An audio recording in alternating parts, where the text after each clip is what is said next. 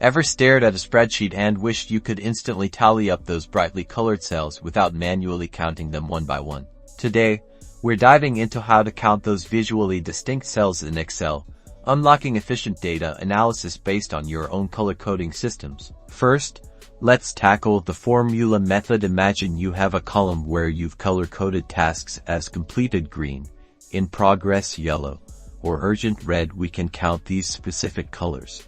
Excel doesn't have a direct built-in function to count by background color, so we'll use a workaround. We'll leverage a function that can search for a specific text value within your cells, and then we'll employ another function to check the color of a reference cell. For instance, if you want to count all the green cells, you'd input this formula. It essentially tells Excel to look at a range of cells, and if a cell matches a specific criterion, in this case, being green, it counts it. Drag this formula down, and voila!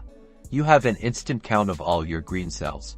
Repeat this process for any other color you want to count. Just adjust the formula to reference the correct color you're looking for. For more advanced scenarios or when you need to count multiple colors simultaneously, a touch of Visual Basic for Applications, or VBA, can be incredibly powerful. VBA allows you to write custom code that can directly inspect the background color of each cell in a selected range and provide you with a breakdown of counts for each color.